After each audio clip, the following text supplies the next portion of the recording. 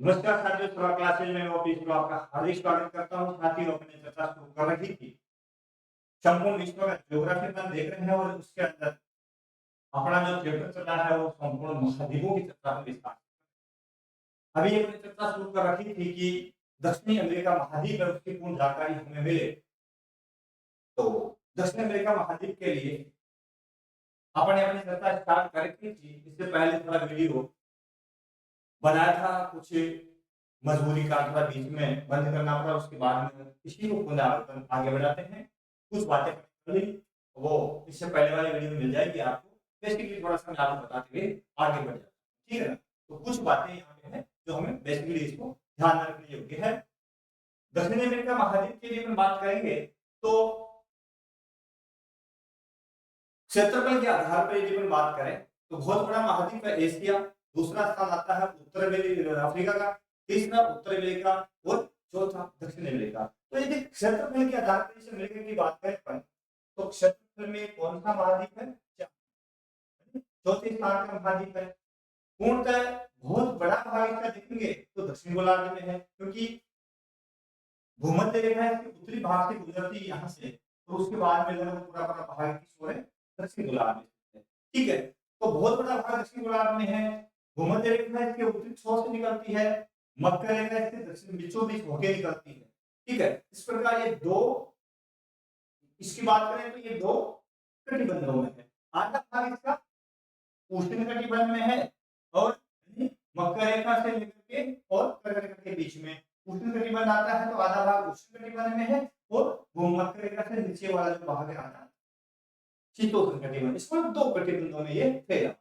Atlantic महासागर, ठीक है, दक्षिण अटलांटिक महासागर।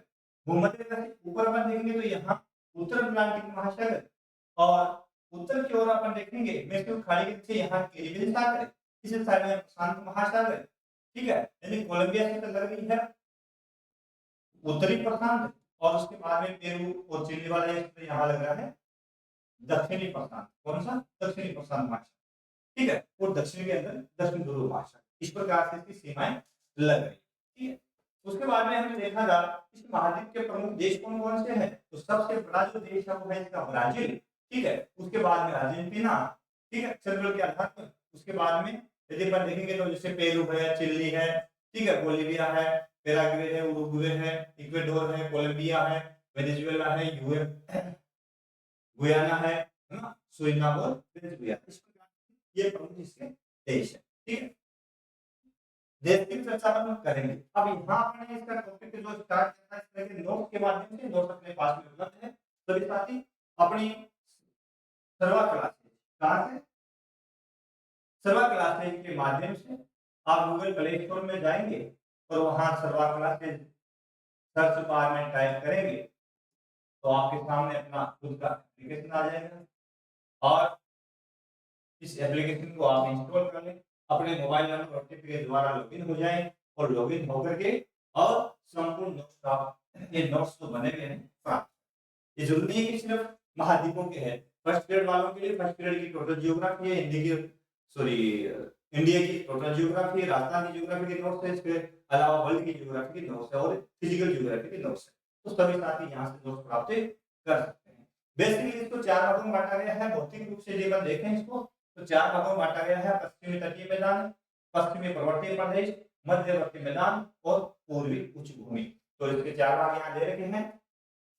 इसके तट के सारे ये ग्रीन कलर में दे रखा है, ये इसका पश्चिमी तटीय मैदान है, ठीक है। इसके पास में ये जो ब्राउन कलर का पहाड़ी क्षेत्र ये दे रखा है, ये पूरा पहाड़ी क्षेत्र है। तो यहाँ पे एंडीज पर्वत श्रेणी है, तो विश्व की सबसे लंबी पर्वत श्रेणियों में से एक है, ठीक है ना। इसकी लंबाई विश्व में सबसे अधिक मानी जाती है।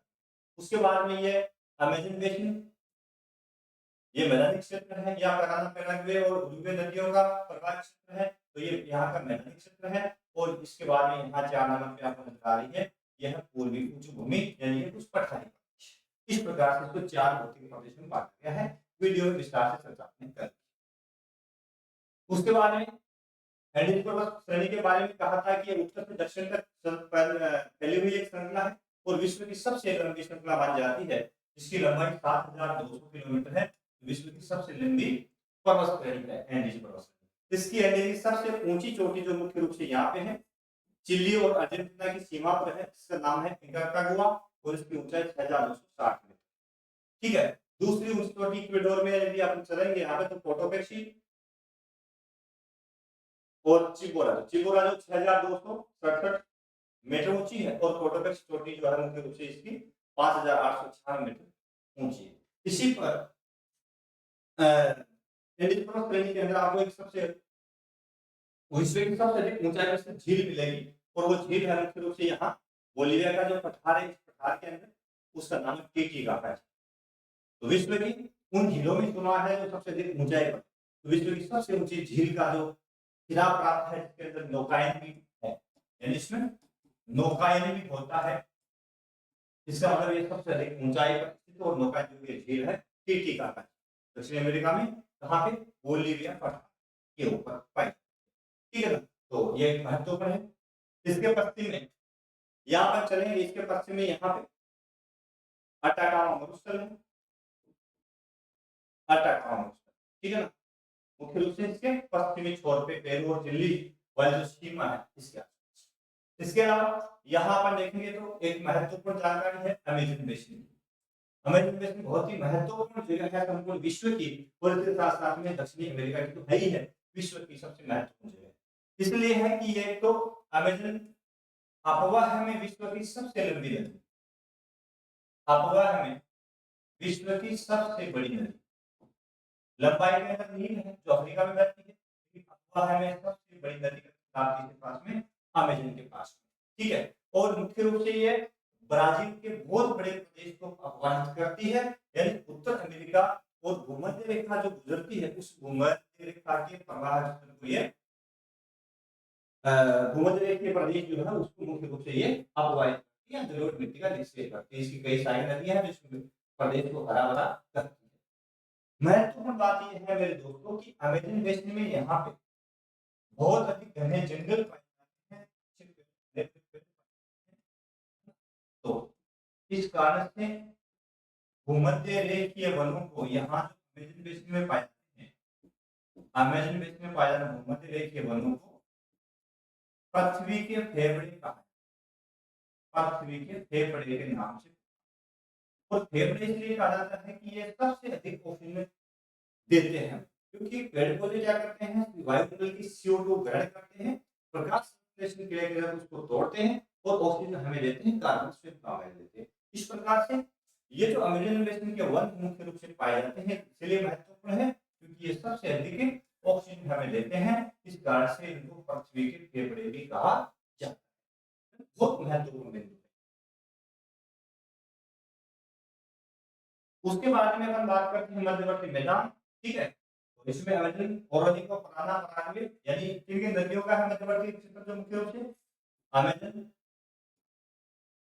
Amazon Orinoco Parana Paraguay Uruguay आदि नदियों द्वारा जलोढ़ निक्षेप से बना हुआ जो मैदान है वो मुख्य रूप से इसके तीसरा जो भौतिक प्रदेश है कौन सा मध्यवर्ती मैदान, इसका निर्माण। ठीक है, अमेजन नदी का बेसिन विश्व का सबसे बड़ा बेसिन है। ठीक है, अभी चर्चा की थी मैंने कि बेसिन के अंदर सबसे लंबी नदी प्रवाह यानी अगवा क्षेत्र यदि किसी नदी का सबसे बड़ा विश्व में है तो मेरे दोस्तों किसका अमेजन का, और विश्व की दूसरी सबसे लंबी का खिताब भी इसी के पास में है क्योंकि इसकी लंबाई 6400 किलोमीटर। ठीक है, तो विश्व की दूसरी सबसे लंबी नदी पहली अफ्रीका की नील नदी है जिसकी लंबाई 6995 किलोमीटर के आसपास में है, लेकिन इसकी 6400 किलोमीटर लंबाई, इसका मतलब यह विश्व की अफवाह में सबसे बड़ी और लंबाई में विश्व की दूसरी महत्वपूर्ण नदी है। विस्तार से फिर है पूर्वी उच्च भूमि, चौथा भौतिक प्रदेश जो है वह है पूर्वी उच्च भूमि। इसमें क्या है, पूर्वी उच्च भूमि की अपन बात करेंगे तो यहाँ विस्तार से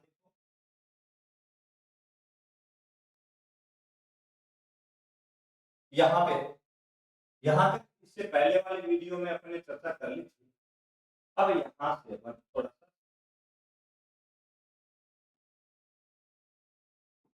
विस्तार से शुरू कर पूर्वी उच्च भूमि। अब पूर्वी उच्च भूमि की अपन बात करेंगे तो साथ ही जो पूर्वी भाग है दक्षिण अमेरिका इसके अंदर कई पठार इसमें इसका विस्तार देखिए कौन कौन से पठार है, पेंटागोनिया पठार, ब्राजील का पठार, गुयाना। हालांकि ये पूरे सभी पठार एक जगह नहीं है, क्योंकि यहाँ तो यह गुयाना का पठार इस भाग, ठीक है, यहाँ तो है गुयाना का पठार, गुयाना उच्च भूमि। आप यहाँ देखोगे तो ये सतत चलने वाली जो ये भाग है, जो ब्राजील के पूर्वी छोर में मुख्य रूप से है, दक्षिण अमेरिका का पूर्वी भाग की ओर है, इसको बोलते हैं ब्राजीलियन उच्च भूमि। क्या बोलते हैं? ब्राजीलियन उच्च भूमि के नाम से पुकारते हैं। ब्राजील उच्च भूमि के दक्षिण में यहाँ एक सतत पठारी क्षेत्र आपको मिलता है, जिसको बोलते हैं सिएरा डी मोंटिक्वेस्टी, है ना, सिएरा डी मोंटिक्वेरा है यहाँ पे। और इसके साथ साथ में इसके आगे यहाँ पे एक और पठारी क्षेत्र जो पथरीला पठार मिलता है, उसको बोलते हैं सिएरा डी मार, ठीक है। और ब्राजील है उसका जो उत्तरी पूर्वी भाग है, यहाँ पे एक पठार मिलता है आपको, यहाँ पे एक पठार है जिसको बोलते हैं बोरबोरोस, बोरबोरोस या बारबोरोस भी नाम आता है, तो इसको बोलते हैं बोरबोरोस या बारबोरोस पठार यहाँ मिलता है, ठीक है। इसके अलावा यदि अपन यहाँ इसके पश्चिमी छोर में मुख्य रूप से यहाँ तक एंडीज पर्वत श्रेणी आपको पता है, एंडीज पर्वत श्रेणी के पूर्वी ढाल पर यहाँ एक पठारी या पहाड़ी श्रृंखला है मुख्य रूप से, जिसको बोलते हैं Sierra D Cordoba, Sierra D Cordoba यहाँ पाई, ठीक है। इसके अलावा यहाँ से है पेंटागोनिया पठार, तो पेंटागोनिया पठार मुख्य रूप से इस भाग में यहाँ पाए, ये पेंटागोनिया पठार, यानी ये एंडीज पर्वत श्रेणी जो है उसके पूर्वी ढाल पर है, इसलिए इसको कहा जाता है कि ये एंडीज पर्वत श्रेणी के पेंटागोनिया पठार जो है वो एंडीज पर्वत श्रेणी के वृष्टि छाया प्रदेश में, एंडीज के वृष्टि छाया पेंटागोनिया, तो मुख्य रूप से ये कहाँ पे? अर्जेंटीना, ठीक है, कहाँ पे ये? अर्जेंटीना, अर्जेंटीना में फैला हुआ मुख्य रूप से पेंटागोनिया एक शीतोष्ण पठार, कौन सा है? शीतोष्ण पठार, सॉरी शीतोष्ण मरुस्थल, एक मरुस्थल है जो कौन सा है? शीतोष्ण मरुस्थल।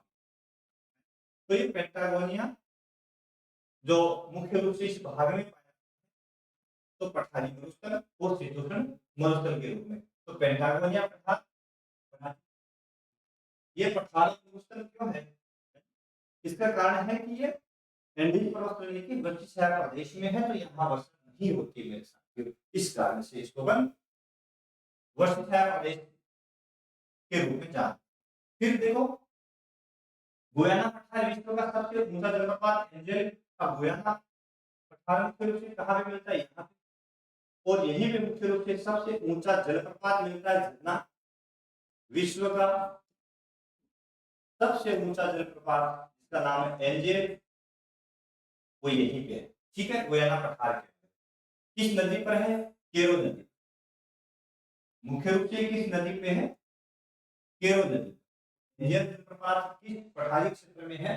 तो गुयाना उच्च भूमि या गुयाना पठार में यहाँ पे है, और किस नदी पे है? तो केरो नदी, याद रह जाएगा, केरो नदी पे, क्योंकि यह एंडीज श्रेणी के वर्षा प्रदेश में स्थित है। अच्छा, ये वहां क्यों है?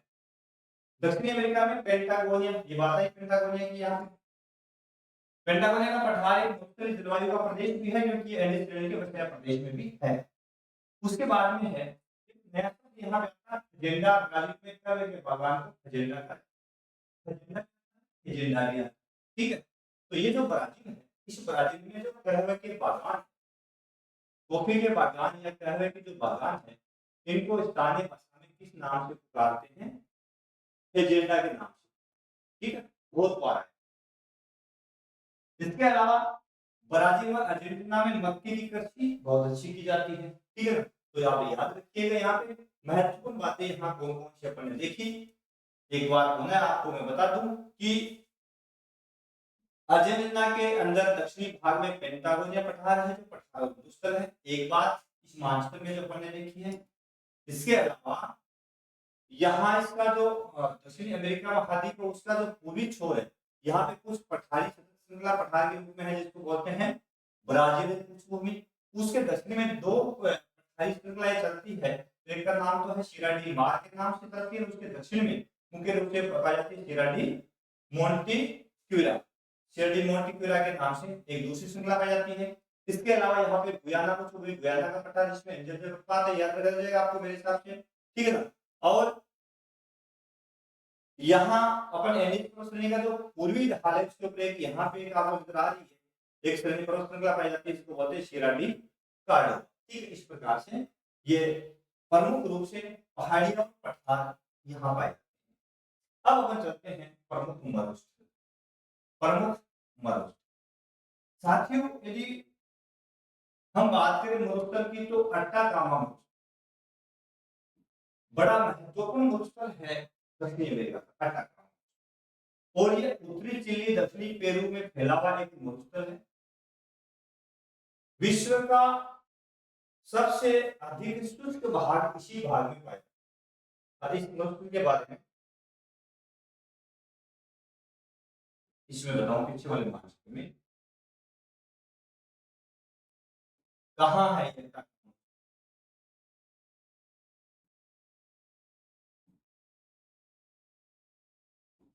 यहाँ वही सब कहाँ जाते, देखो तो यहाँ ये जो भाग मुख्य रूप से है, यहाँ पे यहाँ इस प्रकार का जो भाग, इस भाग में मुख्य रूप से एक मरुस्थल फैला हुआ है, उसका नाम है, ठीक है।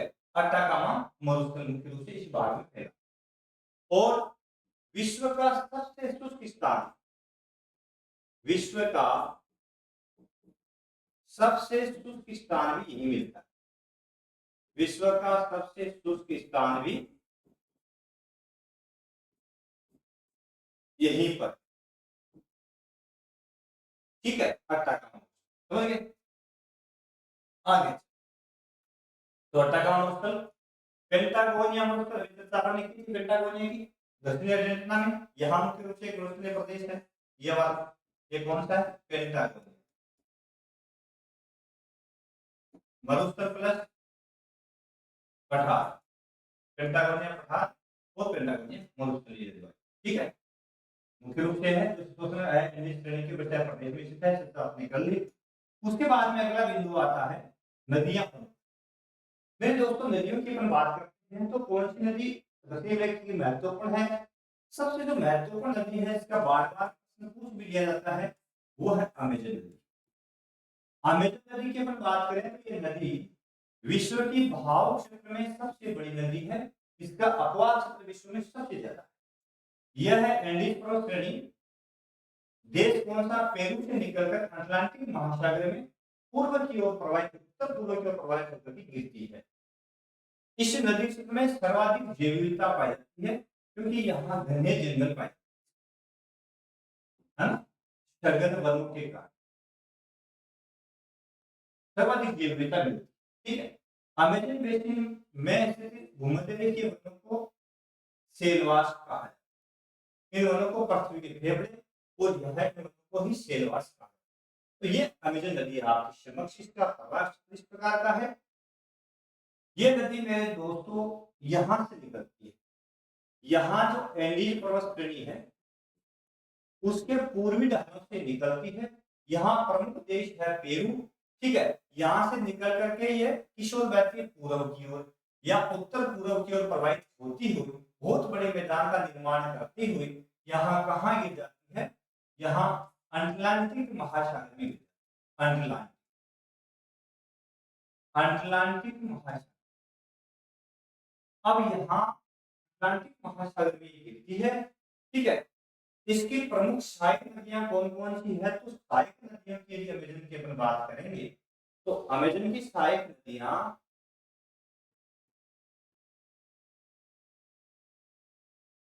कौन कौन सी यहाँ पे, तो सहायक नदियां कौन कौन सी है, ब्राको, ब्राको नदी है, मेग्लो नदी है, तो इसके उत्तरी छोर से आकर के इसमें मिलती है, मुख्य रूप से इससे गुयाना उच्च भूमि वाला क्षेत्र है, यहाँ से निकल करके दक्षिण की ओर प्रवाहित होकर के अमेजन में समाहित हो जाती है। ठीक है, इसका मतलब किस तट से मिलती है, तो एक नदी जब चल रही होती है तो जिस और उसका मुख होता है प्रवाह लिए वो चलती है, तो उसके राइट हैंड की ओर कोई मिल रही है ना, तो दाई किनारे मिलेगी, और यदि लेफ्ट हैंड की ओर मिल रही है तो बाएं किनारे मिलेगी। इसका मतलब ये हुआ कि मेग्रो और ब्राको जो नदियां मुख्य रूप से है, ये नदियां इसके किस तट पे मिलती है, तो इसका प्रवाह इस ओर है तो बाएं तट पे मिलती है, बाएं तट। ठीक है, अमेजन की साइड। उसके बाद में इसके दाएं तट पर मिलने वाली प्रमुख नदियां कौन कौन सी है, तो यदि अपन दाएं तट की बात करें तो यह मुख्य रूप से यहाँ इसमें कौन कौन सी मिलती है, तो सबसे पहले मिलती है इसके भी अपन एंडीज पर्वत श्रेणी जो है इससे निकल करके यदि पश्चिम से पूर्व की ओर चलेंगे तो नदियां कौन कौन सी मिलती है, जैसे जरुआ, उसके बाद में कौन सी मिलती है, मेडिरा, मेडिरा के बाद में कौन सी आती है, पेरुएना,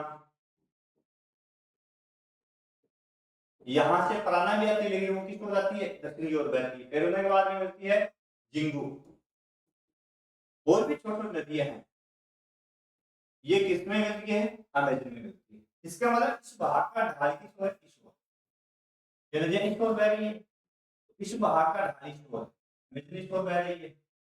ठीक है, और यहाँ ग्वेनोच भूमि है तो इसका ढाल यहाँ से इस ओर, फिर यहाँ ग्वेनोच भूमि से निकलती ओरोनी को इस तरह करेंगे, उसका ढाल उत्तर पूर्व की ओर, समझ गए। तो ये अमेजन नदी विश्व की सबसे लंबी नदी, सॉरी दूसरी सबसे लंबी नदी, सबसे बड़ा अववाहक क्षेत्र रखने वाली नदी, ठीक है, और जिसके बेसने में पाए जाने वाले वनों को पृथ्वी के फेफड़े कहा जाता है, या इसके अपवास में पाए जाने वाले वनों को सेलवास भी कहते हैं, यहाँ के वनों को सेलवास वन भी कहते हैं, ये भी ध्यान रखना। इन सेलवास वनों को ही पृथ्वी के फेफड़े कहता है, इसके अपवास में पाए जाने वाले वन। दूसरी नदी यहाँ की प्रमुख जो नदी है उसका नाम है मेरे साथों ओरोनी। अब ओरोनी को नदी ये देखिए यहाँ, यह मुख्य रूप से कहां से निकलती है ओरोनी को, ओरोनी को यहाँ एंडीज पर्वत श्रेणी जो है उसके पूर्वी ढाल से निकल, पूर्वी ढाल से निकलने के बाद में मुख्य रूप से ये कोलंबिया और वेनेजुएला में प्रवाहित होती है, कोलंबिया और वेनेजुएला में प्रवाहित होकर के और यहाँ कहाँ गिर जाती है, अटलांटिक महासागर, अटलांटिक जो है तो अटलांटिक महासागर, अटलांटिक महासागर गिरने वाली नदी है। तो ये महत्वपूर्ण नदी है उत्तरी भाग में कोलंबिया और वेनेजुएला, ओरोनिको नदी कोलंबिया और वेनेजुएला की महत्वपूर्ण नदी, ये डायग्राम है इस नदी का बना। ठीक है, इस प्रकार से ये प्रवाहित होती है दो देशों में। अगली नदी आती है पराना। देखो पराना नदी, पराग्वे, उरुग्वे, तीनों को संयुक्त रूप से पराना कहा जाता है, ये ध्यान। ठीक है, तो यह निकलती कहां से, पराना ब्राजील की उच्च भूमि से निकल करके अटलांटिक महासागर में गिरती है। पराना नदी पर ब्राजील में इतेपू बांध है, पूछ ले इतेपू बांध किस नदी पर है, तो ब्राजील में पराना नदी। अब देखिए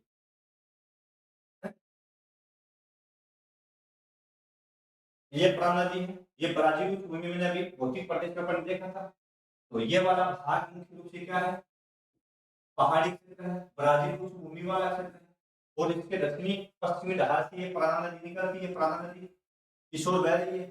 ठीक है, ये पराना नदी। अब पराना नदी के पश्चिम में ये जो भाग यहाँ का है, इस भाग से मुख्य रूप से कौन सी नदी निकलती है, पराग्वे। ठीक है, पराना इसके पश्चिम से यहाँ कौन सी नदी निकलती है, ये वाली पराग्वे, किस ओर बहती है, दक्षिण की ओर, इनका प्रवाह इस ओर, दक्षिण की ओर, दक्षिण की ओर बहने के बाद में उरुग्वे के पास से एक नदी निकलती है, इसका नाम ही उरुग्वे। ठीक है, तीनों मिलकर के मुख्य रूप से यहाँ गिरती है, और जहां गिरती है इस भाग को, जहां ये नदी गिरती है इस भाग को मुख्य रूप से रियो डी ला प्लाटा का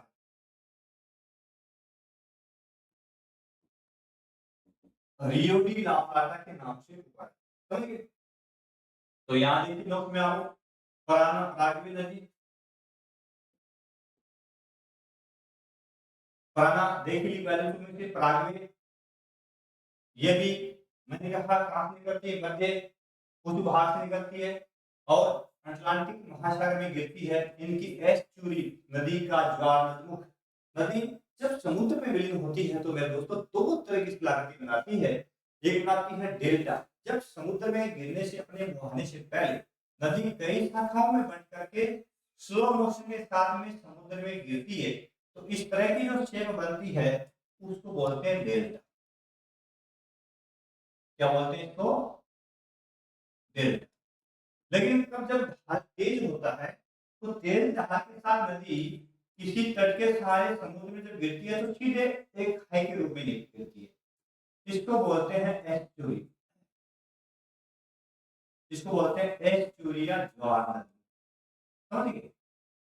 तो पराना और प्राकृतिक का जो कि एस्चुरी जो है उसको किस नाम से पुकारते हैं? रियो डी ला प्लाटा। किस नाम से पुकारते हैं? रियो डी ला प्लाटा। गिरती कहाँ है? पश्चिमी में, पूर्वी भाग में अटलांटिक, दक्षिणी अटलांटिक महासागर, अटलांटिक महासागर कौन सा? दक्षिणी अटलांटिक महासागर ये गिरती है। तो उसके बाद में मेघडोना नदी, अगली कौन सी है? मेघडोना नदी। अब देखो मेघडोना कोलंबिया की मुख्य नदी जो एंडीज से निकलकर कोलंबिया से प्रवाहित होते हुए कैरिबियन सागर में गिरती है। आ जाओ ऊपर की ओर, ये कोलंबिया प्रांत है, यहाँ इसका प्रवाह मुख्य रूप से किस ओर है? इसका प्रवाह इस ओर उत्तर की ओर बहती है दिशा, और इस नदी का नाम क्या है? मेघडोना। कहां से निकलती है? यहाँ कोलंबिया पठार से, है ना, कोलंबिया पठार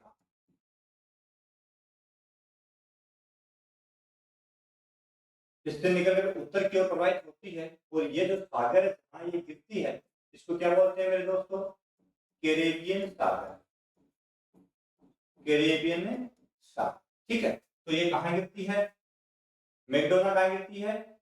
कोलंबिया पठार, कोलंबिया से निकलती है, सिर्फ कोलंबिया में प्रवाहित होती है, उत्तर की ओर प्रवाहित होकर के कैरेबियन सागर में अपना जल गिराती है, ठीक है। ये यहाँ आपको नजर आ रही होगी, ये इसका प्रवाह उत्तर की ओर है, तीर का निशान लगा। उसके बाद में अगली नदी है कोलोरेडो नदी। ये देखिए कोलोरेडो, यहां मैंने आपको बताया कि इस भाग में तट के सहारे सहारे कौन सी पहाड़ी है, सतत श्रृंखला कौन सी है? एंडीज श्रेणी। आपको पता है कि एंडीज श्रेणी के दोनों ओर, क्योंकि ये दीर्घ वजन का काम करती है दक्षिण अमेरिका, तो इसके पूर्वी छोर से कुछ नदियां निकलती हैं मुख्य रूप से। ये जो भाग है देश कौन सा है? अर्जेंटीना। कौन सा है? अर्जेंटीना।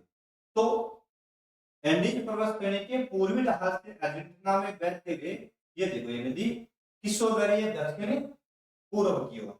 वह कहाँ गिरती है? अटलांटिक महासागर, यहाँ गिरती है। इस नाम नदी का नाम है कोलोरेडो, समझ गए।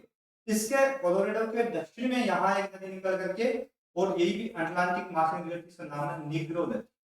अब यदि आपसे पूछ ले कि कोलोरेडो नदी का अफवाह मुख्य रूप से किस देश में नहीं है, तो पूछ ले कि किस देश में है, तो कोलंबिया, यूरुग्वे, पैराग्वे, अर्जेंटीना, तो आप अर्जेंटीना करोगे, है ना। निग्रो के बारे में पूछ लिए, अमेजन के बारे में पूछ ले, या ऐसी कौन सी नदी दक्षिण अमेरिका की है जो कैरिबियन सागर में गिरती है, तो यहाँ पे मैकडोना नदी मुख्य है। मैकडोना, क्योंकि प्रमुख नदियों के बारे में ही पूछा जाता है मेरे दोस्तों, यानी कि छोटे छोटे नदियों के बारीकी से पूछेंगे। जो सेकंड ग्रेड में ये चैप्टर आएगा बेस उठा के पूछते, है ना, बेसिक सी बात पूछते हैं। उसके बाद में कोलोरेडो की बात कर ली, और उसके बाद में अगला बिंदु है प्रमुख घातीय। चलो प्रमुख घातीय,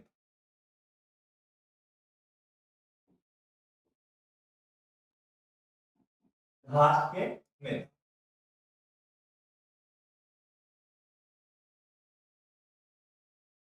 ठीक ठीक है। अब देखिए घास के मैदान की यदि हम बात करते हैं तो लानोज, शवाना, ठीक है, लानोज व शवाना। लानोज सवाना घास को वेनेजुएला में लानोज, ब्राजील में कंपास के नाम से, ये भाग है उष्णकटिबंधीय घास के, क्योंकि आपको पता है इस भाग में मुख्य रूप से इधर से एक 0 डिग्री रेखा गुजरती है जिसका नाम है भूमध्य रेखा, और भूमध्य रेखा से उत्तर में ये जो घास के मैदान पाए जाते हैं ये पाए जाएंगे। यहाँ जो घास मिलेगा वो कैसा मिलेगा, उष्णकटिबंधीय घास, क्योंकि ये भाग इसमें भूमध्य रेखा के उत्तर और कर्क रेखा इधर से आपको गुजरती है इस भाग से, मध्यवर्ती भाग से इधर से, सॉरी मकर, मकर रेखा इधर से गुजरती है, तो मकर रेखा से उत्तर वाला भाग, तो इस घास के मैदान को मुख्य रूप से जैसे के मैदान है, तो यहाँ पे ये आ गया अपना वेनेजुएला। वेनेजुएला में जो घास का मैदान सवाना है उसको किस नाम से पुकारते हैं, लानोज के नाम से। किस नाम से पुकारते हैं, लानोज। और इसी को ब्राजील में यदि यहाँ ये घास है इस भाग में, है ना, इसको किस नाम से पुकारते हैं, कंपास। ठीक है, तो ये घास के मैदान समझिए। इसके अलावा एक घास आता है जिसका नाम है अल्फा, और ये मिलता है अपने दक्षिण केंद्र शीतोष्ण कटिबंध। कहाँ मिलता है, अर्जेंटीना, उरुग्वे और दक्षिणी ब्राजील। यहाँ एक घास ये उरुग्वे, अर्जेंटीना, दक्षिणी ब्राजील, ये वाला इस पूर्वी तट में यहाँ इस घास को बोलते हैं किस नाम से, अल्फा।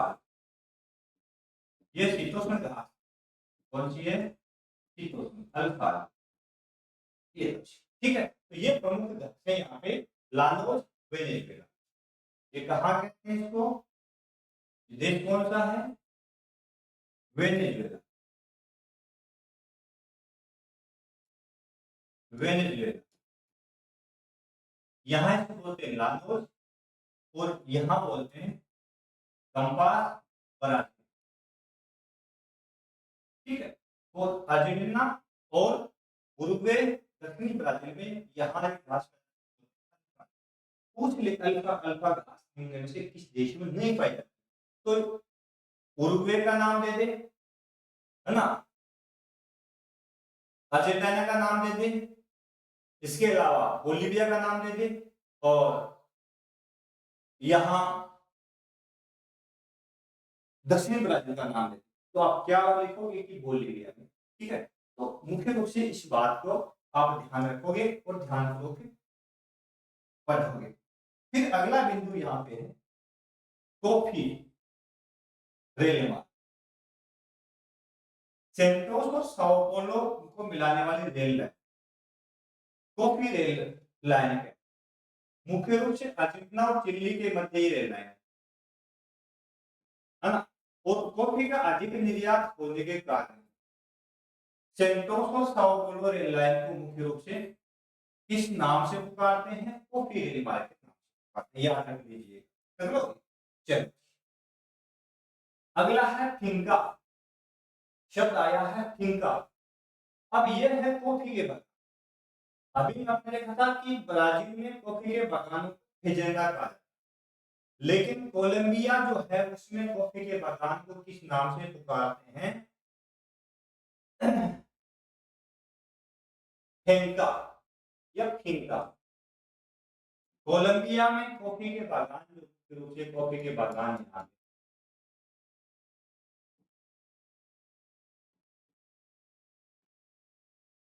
ब्राजील में फेजेंडा, तो यहाँ फिंका के नाम से पुकारा, याद रखें फिंका, कोलंबिया में कॉफी के बागान।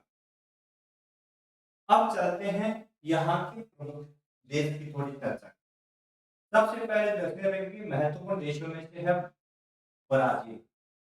ब्राजील की अपन बात करेंगे तो क्षेत्रफल में भी और जनसंख्या में भी दक्षिण अमेरिका का सबसे बड़ा, ठीक है, कौन सा? ब्राजील, जिसकी राजधानी ब्राजीलिया, राजधानी ब्राजील, और है कहाँ? ब्राजील की अपन बात करें तो दक्षिणी अमेरिका का सबसे बड़ा ये है। क्षेत्रफल में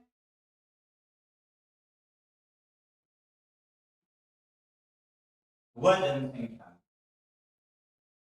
क्षेत्रफल व जनसंख्या में प्रथम स्थान दक्षिणी अमेरिका का महत्वपूर्ण देश है, ठीक है। और इस भाग में यहाँ कहवा के बागानों को फेजेला कहते हैं। तो कहवा उत्पादन उत्पादन अच्छा, यहीं पे अमेरिकन बेसिन के सेलवास वन, इसी भाग में अमेरिकन बेसिन पाया, और यहाँ के वन भी मिलते हैं जिनको अपन सेलवास, ठीक है, यहाँ पे ब्राजील। इसके अलावा इस भाग में ब्राजील की अपन बात करें तो ब्राजील की अमापा खान देश की सबसे बड़ी है। तो यहाँ एक प्रमुख खान भी है ना, जिसका नाम है अमापा। यह है मैंगनीज उत्पादन के लिए प्रसिद्ध है। किसके लिए प्रसिद्ध है? मैंगनीज उत्पादन के लिए विश्व की सबसे बड़ी खान है। फिर पृथ्वी सम्मेलन, ब्राजील का एक पूर्वी तट का यहाँ एक शहर है,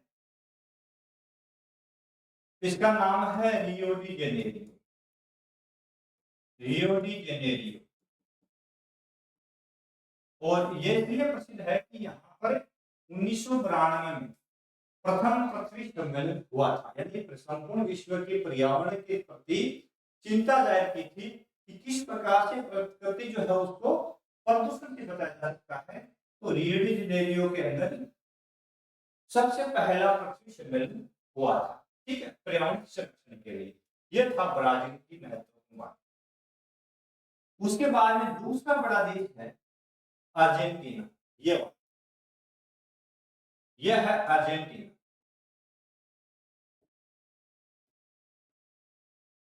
ठीक है। अर्जेंटीना की हम बात करेंगे तो यहाँ की प्रमुख राजधानी जो है कौन सी है? Buenos Aires. यहाँ यह भी एक तटवर्ती बिंदु है, मुख्य रूप से यहाँ आए एक ब्यूनस आयर्स यहाँ का प्रमुख शहर है, और लोहे इस्पात केंद्र भी है ब्यूनस आयर्स। ये यहाँ की राजधानी हो, यहाँ का प्रमुख नगर है जो पूर्वी तट पर एक बंदरगाह है, ठीक है। यह है दूसरा बड़ा देश, कौन? अर्जेंटीना। ब्राजील के बाद में दूसरा बड़ा देश ग्रान चाको, ग्रान चाको। तो ये उत्तरी अमेरिका की स्वतंत्र वनस्पतियों को अब यहाँ अर्जेंटीना का है, यहाँ पाई जाने वाली शीतोष्ण वनस्पति, शीतोष्ण वनस्पति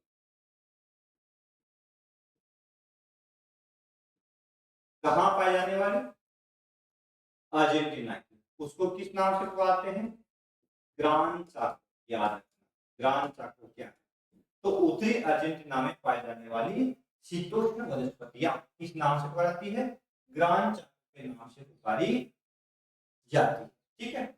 अगला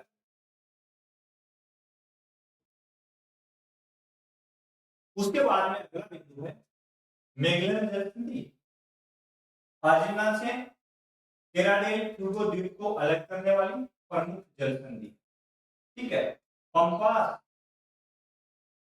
शीतोष्ण कटिबंधीय घास के मैदान, मुख्य रूप से पंपास है, ठीक है। अल्फाफा ये एक प्रकार की घास है जिसका उपयोग पशुओं को खिलाने के लिए किया जाता है। अल्फाफा या अल्फाफा ऐसी घास मुख्य रूप से जो अर्जेंटीना, उरुग्वे और दक्षिण ब्राजील में पाई जाती है। उसके बाद अगला देश है वेनेजुएला, जिसकी राजधानी कैरकस है। और ये इसलिए महत्वपूर्ण है वेनेजुएला, इस प्रकार का था ये अपना दक्षिणी अमेरिका, और यहाँ का प्रमुख देश है वेनेजुएला। अब वेनेजुएला क्यों प्रसिद्ध है मुख्य रूप से, तो यह है इसलिए प्रसिद्ध है कि विश्व के सर्वाधिक ज्ञात तेल के भंडार, विश्व के सर्वाधिक तेल भंडार, ज्ञात तेल भंडार या तेल के निक्षेप यहाँ, इसलिए महत्वपूर्ण है वेनेजुएला। ठीक है, ये दक्षिणी अमेरिका के उत्तरी भाग में अवस्थित एक देश है। उसके बाद में है चिली, जिसकी राजधानी है सेंडिया। अब चिली की बात करें तो यहाँ से अपन देखेंगे पेरू के दक्षिण से होता है, मुख्य रूप से तट के सारे सारे दक्षिण में दक्षिणी छोर तक यहाँ तक फैला, और ये देश है मेरे दोस्तों चिली। तक मुख्यतः पश्चिमी तट पर स्थित देश है, प्रशांत महासागर की ओर है। इसके सहारे मुख्य रूप से एक धारा का प्रवाह होता है, इसका नाम है हम्बोल्ट धारा, हम्बोल्ट। ठीक है ना, इसका प्रवाह यहाँ पे होता है जो कि एक ठंडी धारा है। ठीक है, और चिली के अंदर जो वर्षा होती है मुख्य रूप से बहुत कम होती है, प्राय यहाँ अकाल पड़ता है, लेकिन यहाँ एक खनिज पाया जाता है, इसका नाम है तांबा। तो सर्वाधिक तांबा उत्खनन के कारण इसकी आजीविका चलती है। और अकाल क्यों पड़ता है, इसका कारण है कि यहाँ पाई जाने वाली मुख्य रूप से एंडीज पर्वत श्रेणी का ये कौन सा भाग है, पश्चिमी भाग। अब ये दिक्कत यहाँ पे कौन सी आती है, दिक्कत ये आती है कि दक्षिणी जो गोलार्ध है उस गोलार्ध में यहाँ जो पवनें मुख्य रूप से चलती है, उन पवनों की दिशा किस प्रकार की होती है, वही शीतोष्ण कटिबंध में मुख्य रूप से है इस प्रकार से। ठीक है, और दूसरा यह है कि जो एल नीनो का प्रभाव होता है, एल नीनो के समय यहाँ वर्षा होती है चिली के। ठीक है, और जब लानिनो की स्थिति होती है उस समय यहाँ वर्षा नहीं होती। अब लानिनो और एल नीनो की चर्चा अपन मानसून पढ़ेंगे तब विस्तार से करेंगे, किस प्रकार से प्रशांत महासागर में ताहिती और ऑस्ट्रेलिया के पूर्वी पश्चिमी छोर पर न्यून और अवदाब बनना, और किस प्रकार से दक्षिण अमेरिका के पश्चिमी तट के सहारे हम्बोल्ट पेरू ठंडी धारा के स्थान पर विश्वविद्यालय गर्म धारा का प्रवाह हो जाना, ये बात करेंगे अपन विस्तार से जब मानसून की बातें करें। चिली की जलवायु शुष्क है ना, तो मैंने कहा वर्षा बहुत कम होती है, तो यहाँ की जलवायु भी कैसी होगी, शुष्क जलवायु। ठीक है ना, याद। चलो इन प्रमुख देशों की अपने चर्चा यहाँ पे की है। तो ये था दक्षिणी अमेरिका महाद्वीप का विशेष चर्चा। ठीक है, और इसके माध्यम से अपन ने पाया कि दक्षिण अमेरिका महाद्वीप में मुख्य रूप से कौन सी चीजें कहाँ कहाँ पाई जाती है, क्या इसकी विशेषता है, कैसी इसकी जलवायु है, ठीक है ना, और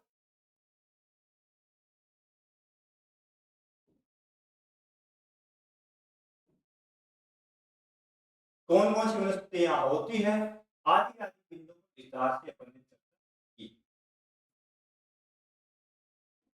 अब थोड़ा सा यहाँ पे मानचित्र इसके बारे में अपन देखें, ये अपने समक्ष मानचित्र है, थोड़ा सा एक्सपेरिमेंट अपन कर ले। यहाँ पे क्या एक्सपेरिमेंट करेंगे, इसके तट के सारे सारे ये चिली देश है, यहाँ साउथ पैसिफिक ओशन है ना, दक्षिण प्रशांत महासागर, यहाँ साउथ अटलांटिक ओशन, दक्षिणी अटलांटिक महासागर, यहाँ नॉर्थ अटलांटिक, और क्योंकि भूमध्य रेखा मुख्य रूप से इधर से गुजरती है, तो ये नॉर्थ अटलांटिक, ये कैरिबियन सागर इसके है ना, और ये जो इक्वेटर यहाँ से गुजरती है भूमध्य रेखा। ठीक है, तो ये कैरिबियन सागर मुख्य रूप से। इसके कौन से देश जो है मुख्य रूप से भूमध्य रेखा के उत्तर में है, तो कोलंबिया है, इसके अलावा वेनेजुएला है ना, गुयाना है, सूरीनाम है, और फ्रेंच गुयाना, मुख्य रूप से ये इसके भूमध्य रेखा के उत्तर में। इसका मतलब ये भूमध्य रेखा प्रदेश से उत्तरी गोलार्ध, ये उत्तरी गोलार्ध। ठीक है ना, तो बाकी पूरा का पूरा जो भाग है वो किसमें है, दक्षिणी गोलार्ध में स्थित है। तो ये था अपना दक्षिणी अमेरिका महाद्वीप। इसी प्रकार नोट्स के साथ में हम लोग विस्तार से अगले महाद्वीप पर अगले क्लास में चर्चा करेंगे और वो होगा अपना एशिया महाद्वीप और यूरोप महाद्वीप। उनकी बची हुई है तो उनकी चर्चा अपने विस्तार से करेंगे। सभी साथी सभा क्लासेस यूट्यूब चैनल से जुड़े, चैनल को लाइक से सब्सक्राइब करें। इसके अलावा अपना सभा क्लासेस एप्लीकेशन को डाउनलोड कर लें और यहाँ से संपूर्ण जीव रखिए पढ़े दे यहाँ पे अपना टेस्ट, क्योंकि सभा क्लासेस उपलब्ध करवाता है टेस्ट सीरीज टॉपिक वाइज, तो बहुत महत्वपूर्ण मौका आपके समक्ष है। चुके नहीं जुड़े सभा क्लासेस से, फिर मिलेंगे अगली क्लास में। तब तक के लिए धन्यवाद। जय हिंद जय भारत। थैंक यू दोस्तों, आज की क्लास में इतना ही।